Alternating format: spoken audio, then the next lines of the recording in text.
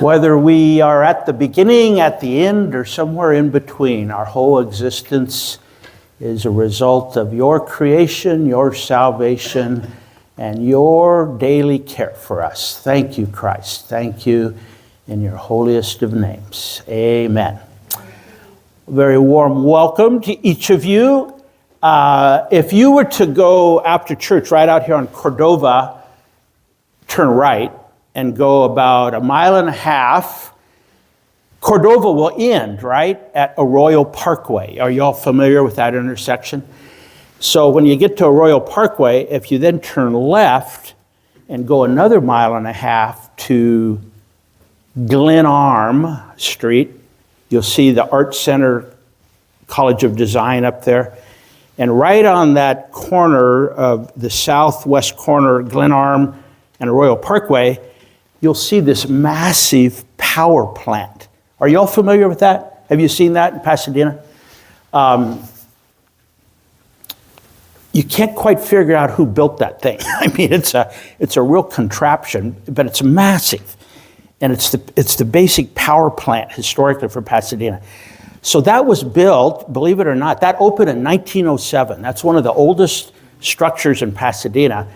And the reason that it opened was the mayor of Pasadena at the time got into an argument with the Edison Company. You're familiar with Southern California Edison, we call it now. Well, Edison, electric lights were coming into Pasadena. Edison was charging a very high rate, and the mayor of Pasadena, William Waterhouse, said, "We're not going to put up with this. We're Pasadena. We're going to start our own thing." So Pasadena, as a city, funded that, and you can still look at it on the front of the building. It says Light and Power. Light and Power. That's the name of the building. And now think about this. Every place you live, probably in the world, but certainly in America, we now call it the Water and Power Department, right? That's kind of a shift. And I, like you, I write a check every month to the Pasadena Water and Power for my electric and water bill. But back then, it was just called Light and Power, and still Power and Light, Light and Power. So in Pasadena, if you're just going to function in any place, whether it's Pasadena or any other place, you need light, right? I mean, if we had a power outage, I mean, it's daylight, so we could probably function in here. But if the power went out, we'd lose light, right? And if you're at home and you have a power outage, hopefully you have candles. But power and light they're just so part of our existence now, aren't they? We don't even question that. We need light to function. We can't do without light, just daily living. But in order to get light, we need power. So power, light, power. It's a constant. It's a constant for modern people, isn't it? So in light of that, we're going to continue in our study in the Gospel of John this morning. Chapter 18, verse is 28 to 40 of John 18. And this is the third part of what we're just calling the most important event in history. And this is about power and light this morning. Among other things, it's really about power and light. And on a human scale, as Jesus has been arrested, he's taken to trial. First of all, as we said last week, before Annas, the former high priest, the power behind the throne. And John's gospel doesn't record this, but actually there were 2 other trials, weren't they? He appeared before the Sanhedrin, and then he also appeared before Pilate, and then Pilate sends him over to King Herod. Herod doesn't know what to do with him, sends him back to Pilate. But John's gospel just records this encounter with Annas and Caiaphas, and now today focusing on his encounter before Pontius Pilate. So let's first of all look at what about power? What about power? Let me just read verses 28 to 32. Then they led Jesus from the house of Caiaphas to the governor's headquarters. It was early morning. They themselves did not enter the governor's headquarters so that they would not be defiled, but could eat the Passover. So Pilate went outside to them and said, "What accusation do you bring against this man?" They answered him, "If this man were not doing evil, we would not have delivered him over to you." Pilate said to them, "Take him yourselves and judge him by your own law." The Jews said to him, "It is not lawful for us to put anyone to death." This was to fulfill the word that Jesus had spoken, to show by what kind of death he was going to die. Okay, let's give a little bit of background here. Pontius Pilate. You've probably all heard of Pontius Pilate. A little bit of background about Pilate. Roman governor, but he was not Italian. Pontius Pilate was from Spain, Sevilla, Spain. He was Spanish. So Pontius Pilate came from Spain. Roman Empire was overseeing Spain at that time. And he was a soldier, and then he worked into government. And he made a big decision that completely changed the course of his life. He ended up marrying the granddaughter of Caesar Augustus. And if you know the account of Jesus' birth in Luke, it said Jesus was born during the reign of Caesar Augustus. Well, Augustus had a granddaughter named Claudia, and Pilate ended up marrying Claudia. Now that's going to be really important here in a few moments, but just hang on to that.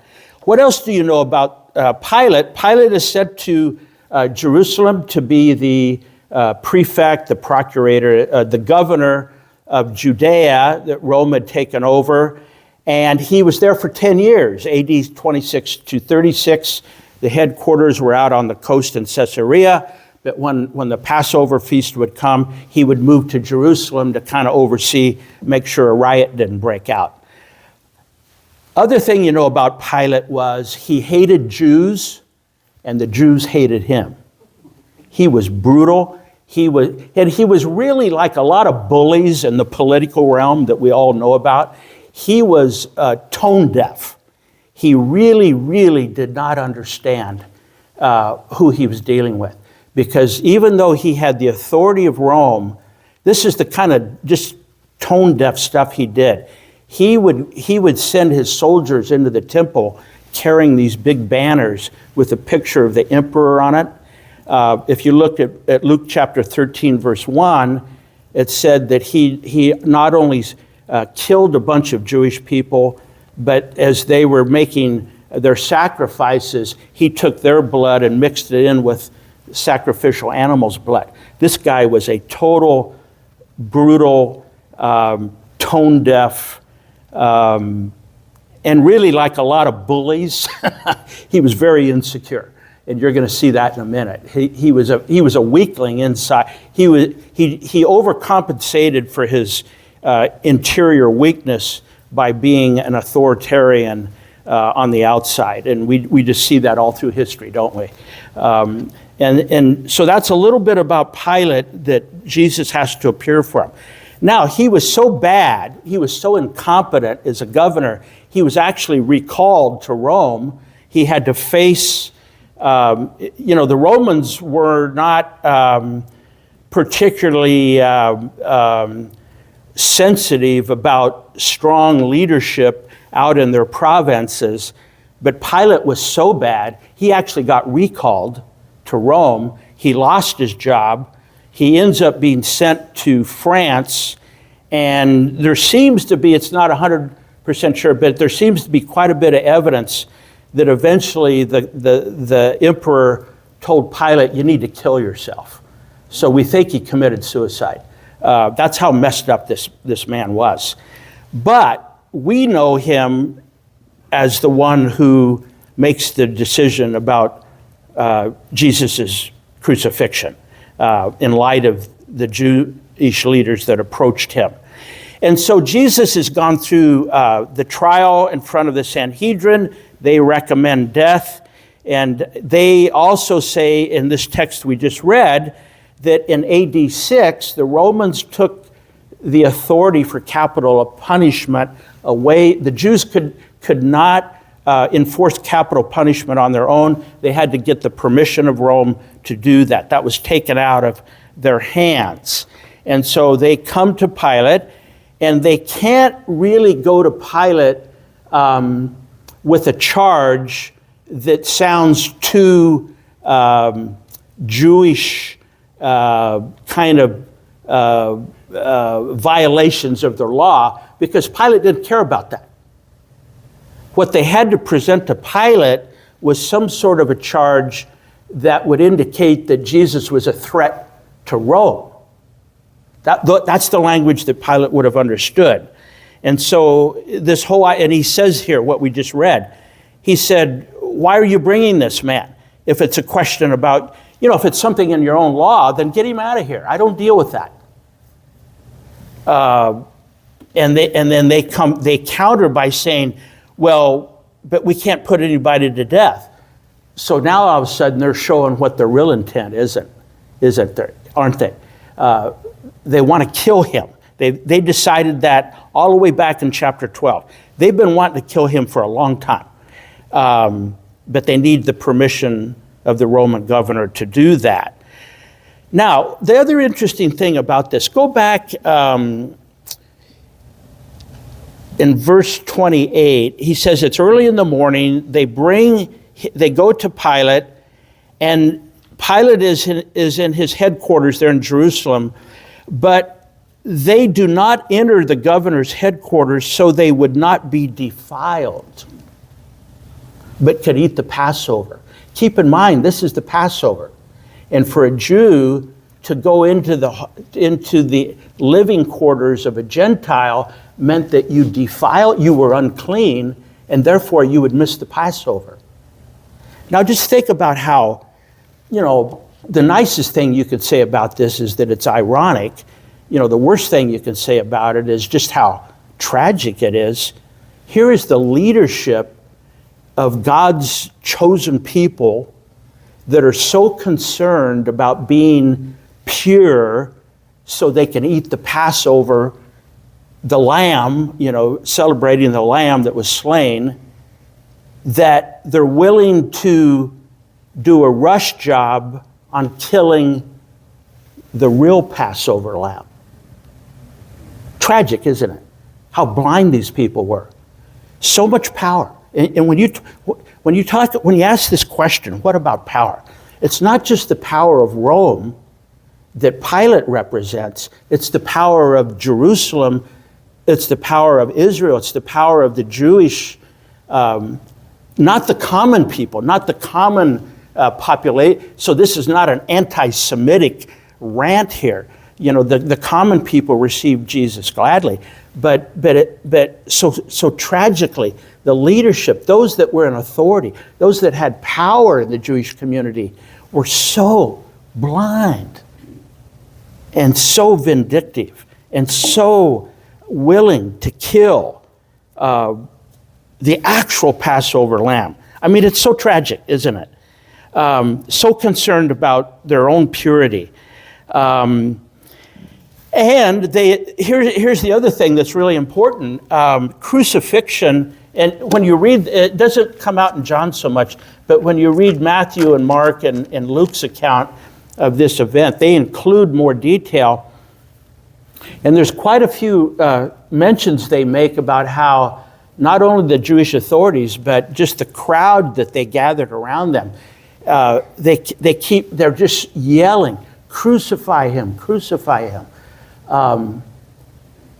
Think about this.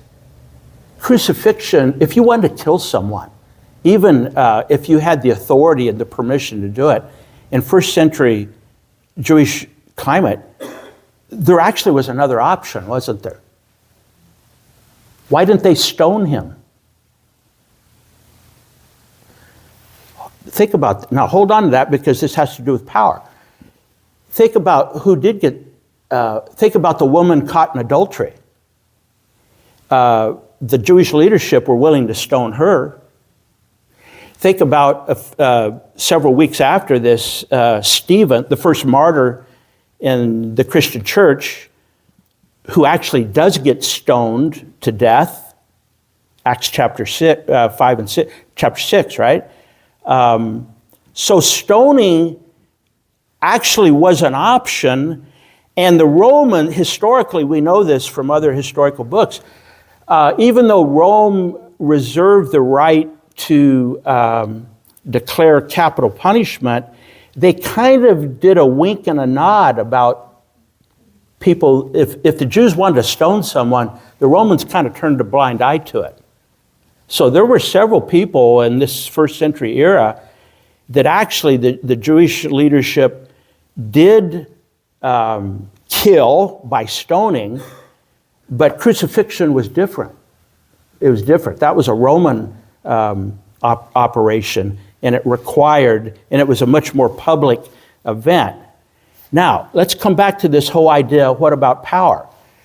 Go back to verse 32.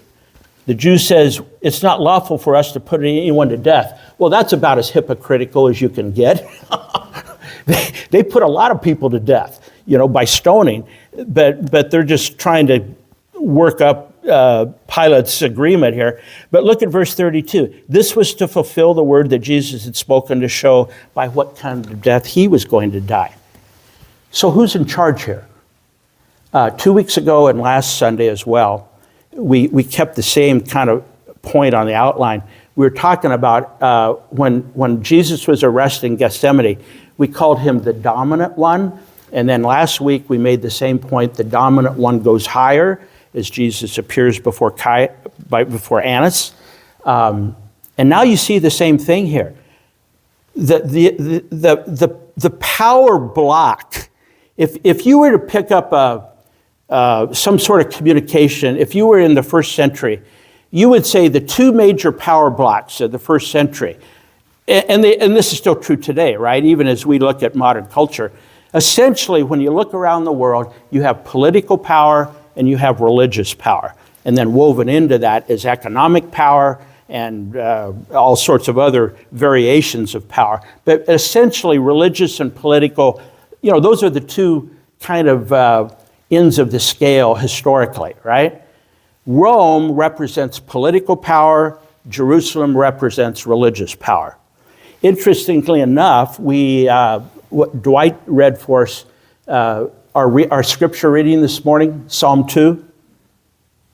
Whenever you get too impressed by people who have political and religious power, you probably want to sit down and read Psalm 2.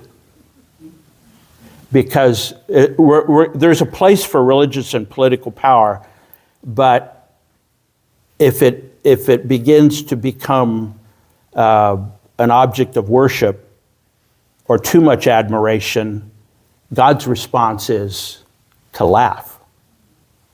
Interesting, isn't it? The perspective. And we get so caught up in our politics and our religion, and we forget who is sovereign over religion and politics and those in power. But Jesus is still in charge. He's still the dominant one. The reason he wasn't stoned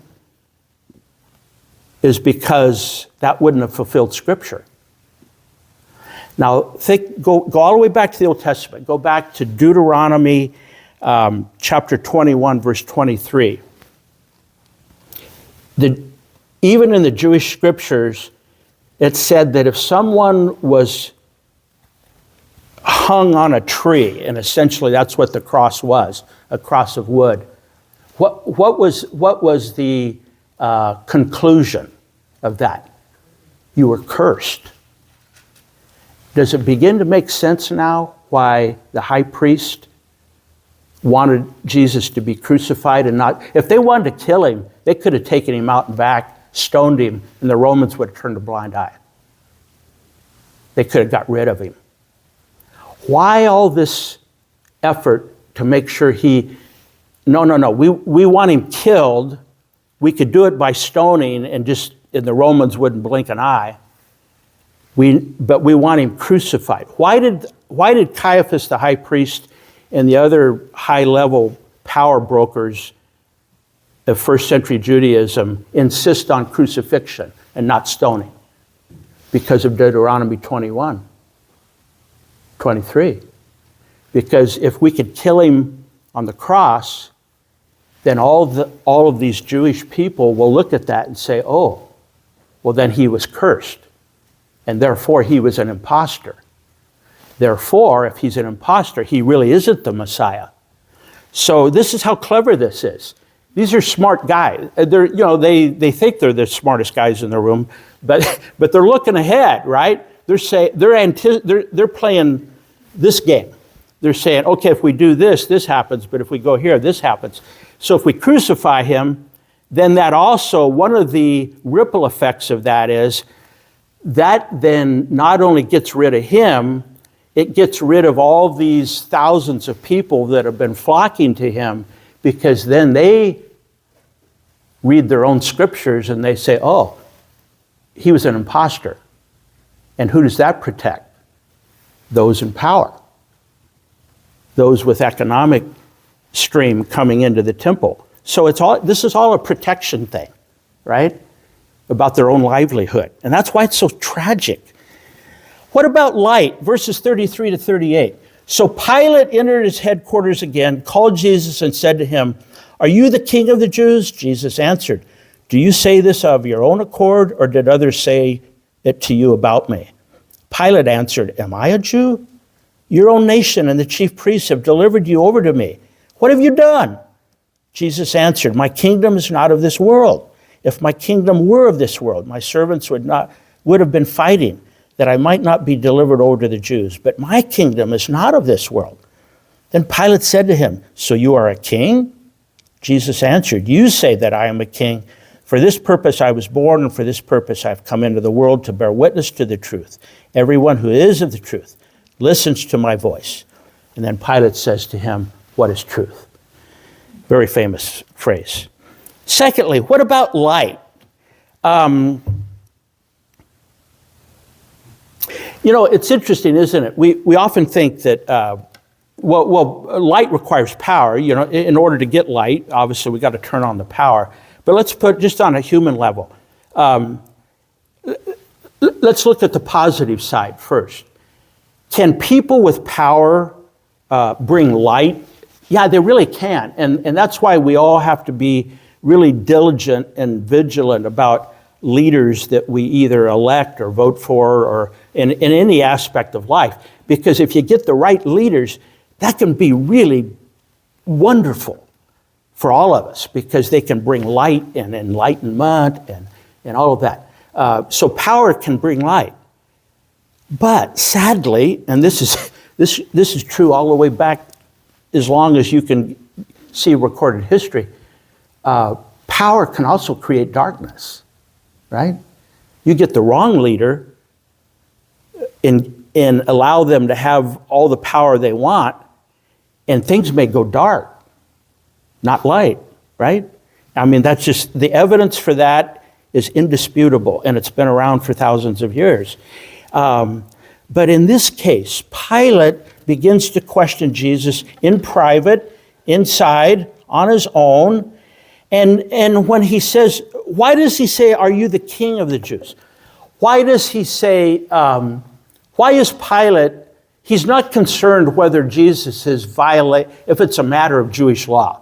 He's already established that. If it's about your law, get him out of here. Pilate's concern is whether he's a king or not. Why does he ask that question? Because as Rome expanded and started conquering the Mediterranean world at that time, Rome actually was very tolerant of local religion. They would allow the people they conquered to continue to have their own little systems. But the thing that they wouldn't tolerate was any local king, because a king was a threat to the emperor, to the empire. And so what Pilate, the only thing that Pilate wanted to know, because he would be accountable to his supervisor in Rome, is, Jesus, are you a threat to the empire? Are you a king? Because if you're not a threat to an empire, I don't have any problem with you. And that's the question. But now the power begins to turn again, and Jesus turns it back, and Jesus is still he begins to question the questioner. And he says what does he say to Pilate, he says, do you say this? Do you say, you're asking me this question, do you say this on your own accord, or did others say it to you about me? So the two things that Christ is trying to get here with Pilate, he said, first of all, Pilate, are you sincere? Do you want to know this on your own, and not even for your professional life? Is there something, as brutal as Pilate was, Christ could look at someone like Pilate and say, well, this is still a human being, so maybe there's hope for Pilate. So he kind of probes. He says, is this an honest question you have? Or are you being manipulated? Are you just listening to all the power brokers in the religious community? And then Pilate, tries to defend himself. Hey, am I kind of sarcastic? Am I a Jew? And then he tries to, regain the momentum here. He said, your own nation has turned you over. Your own nation and the chief priests have delivered you over to me. What have you done? Kind of reminds you of chapter 1, verse 11. Christ comes to his own, and his own didn't receive him, right? Notice then in verse 36, Jesus says, my kingdom is a spiritual kingdom. It's not physical. It's not material. It's not about military might or political might. If it was, I would not have told Peter to put his sword back when he cut off the ear of the high priest's servant over in Gethsemane, right? That's the first little event that Jesus says, hey, look, this isn't how my kingdom, so Peter, put your sword away. Put your sword away. Jesus says, if it was of this world, my servants, I could call 72,000 angels, as we said last week, 12 legions of angels. But that's not me. That's not what I'm about. And then this famous comment Pilate asks, what is truth? And it's too bad in many ways. We don't really know what was behind that. Is that a sarcastic comment? Was it a sincere? Was Pilate actually? Was he saying what is truth? By that is he saying, well, no, there is no truth, and it's just kind of a flippant comment? Was it sincere, or did he actually just not want to hear what the truth was? Because all of a sudden he walks away, right? So that's a very famous comment. What is truth? He didn't stick around to hear. But it's also the wrong question, isn't it? Pilate doesn't understand this, but you and I, after all these centuries, now understand it. Pilate's question, the question is not what is truth. The question is, who is truth? That's the real question. And Jesus is, what he's trying to point to is, truth is standing right in front of you. What does he say earlier in the gospel? I am the truth. I am the way, the truth, and the life. No one comes to the Father but by me. So Pilate's focus is on what is truth. Jesus is who is truth. Big difference. Big difference. Then let me just read this last couple of verses here. After he had said this, he went back outside to the Jews and told them, I find no guilt in him. By the way, to Pilate's credit, there's some, as bad as he was, professionally as well as personally, there was some ounce of integrity in him. When you read all of the accounts, at least 3 times, he came to the conclusion, this is not a guilty man. I find no guilt in him. But you have a custom. Now, if he had stopped right there, Jesus would have been released. But as we said at the top of the hour here, Pilate, like a lot of authoritarian bullies, was very insecure, and he just couldn't help himself. he had to go the next step and try to accommodate, try to find some way. He was trying to get himself out of a messy situation by putting it all back on the Jewish leaders. The other gospel said he actually washed his hands so he could, declare publicly that he wasn't responsible. But he says, you have a custom that I should release one man for you at the Passover. So do you want me to release to you the king of the Jews? Ooh, that's a little back at you, isn't it? They had just declared, this is not our king. We have no king, and he said, so he's that's a little snarky there. He's throwing it right back at him. And then they cried out again, no, not this man, but Barabbas. Now, Barabbas was a robber. Okay, what do you know about Barabbas? Two Hebrew words, Barabbas, Bar Abbas. You know that verse in the Bible, how we pray to God as Abba, Father? Abba means father, right? It's a word of intimacy, tenderness. So Barabbas is just, we don't know his first name, but all Barabbas means is he was the son of a father. That's what Barabbas means. Now, this is really kind of thought-provoking here. So the authorities that are supposed to recognize the Messiah don't recognize him.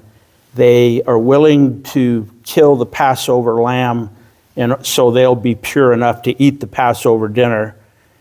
And then they call for a son of a father to be set free, so the son of the father can get killed. Now here's the second part of it. It's described here that Barabbas was a robber. If you go over in Luke's gospel, it also says that he led an insurrection in Galilee, and he also murdered people. So Barabbas had a track record, not only as a robber, but also he was the true threat he led an insurrection against the Romans. So if anybody was a threat to Rome, it was Barabbas. And the chosen people's leadership decided we'd rather have someone who was a true threat to Rome replace the one who was no threat to Rome. A guilty man replaces an innocent man. He's also described here as a robber. If you go back in John chapter 10, remember that great passage in John chapter 10 where Jesus says, the thief comes only to steal, to kill, and to rob. But I come, I'm the good shepherd. The sheep hear my voice. So don't miss this. When he's described as a robber, always connect that back with what Jesus already said in verse 10. So Jesus is replaced by a son of a father. He's replaced by a true threat to the Roman Empire, and he was replaced by one who robs, which is the opposite of being a good shepherd. How'd that work out? Not pretty, is it? Not pretty. That's what the human condition is capable of. So lastly, what about ourself? What about ourself? Just a couple of kind of summary comments. First of all, the role of power, and then the role of light. Let's just kind of get a larger understanding of this. When you think about power, when you think about the role of power, think of a couple of things that the Bible says about people with power. First of all, let's start just with the church. In 1 Timothy chapter 3, it says that it is a good thing to aspire to leadership in a church. Those who aspire to leadership in a church community aspire to an honorable position. So people with power are necessary. It can be a good thing for a church. Let's take it into civil society. Romans chapter 13, verse 1, and following says that God actually raised, so we need leadership as well. We need people to exercise power in the civil society that we live in. And God raises up and puts down. So that's a positive. Romans 13 also says that people that have those positions are to be shown honor, give honor to whom honor is due. 1 Timothy chapter 2 then kind of closes the deal by saying that you and I are to pray for all of those in authority. Whether you vote for them or not, they are to be prayed for. Whether you like them or not, they are to be prayed for. Because to take leadership and to exercise power is a necessary thing, but it can also be a frightening thing because of the potential for abuse, right? So the role of power, it's built into the human condition. But lastly, what's the role of light? Jesus says if you go back to chapter 18, what does he say in verse 37? You say that I am a king. For this purpose I was born, for this purpose I have come into the world, to bear witness to the truth. Everyone who is of the truth listens to my voice. Jesus says, I'm the light of the world. I'm the light of the world. No one comes to the Father except through me.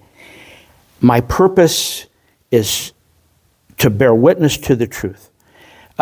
So there are two aspects here that we're going to close up with. And it's simply this.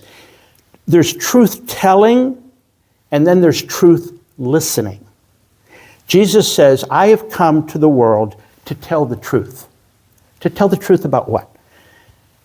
To tell the truth about who God is, to tell the truth about who I am, who you are, to tell the truth about other people, and frankly, one that we don't talk about much, but it's biblical, also to tell the truth about the creation. Romans 8 says that it's not just human beings that need redemption. Even the creation groans under the effect of sin. And Jesus says, I have come to tell the truth. I am the truth. And then the only question then is, who's going to listen? Because truth telling is one thing, truth listening is something else. And that's the part where you and I come in. I had a teacher many, many years ago.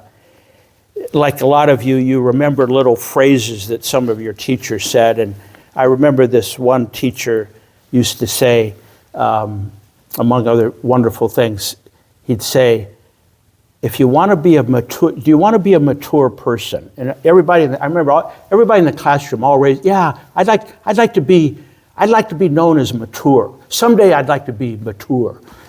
And when you're a teenager, that's kind of a wish list. But he said, okay, let me define maturity. Maturity is always a return to the reality about yourself. Never forgot that. Maturity is a return to the reality about yourself. And even at my age, I think about that. What is the reality about myself? First of all, that apart from what Christ did for me on the cross, my soul is a comprehensive disaster. That's the first thing. In Christ, I'm restored to relationship vertically with my Creator. I begin to be restored to understanding myself. I begin to restore to understand you, relate to you, to creation as a whole. That's truth listening. So truth telling always comes out of the mouth of Jesus. Truth listening depends on what my ears are willing to absorb. So let's sing, and then we're going to turn the camera off because I need to just take a moment. There's a couple of things I need to share right at the end here that I don't want this on the audio or the visual, okay?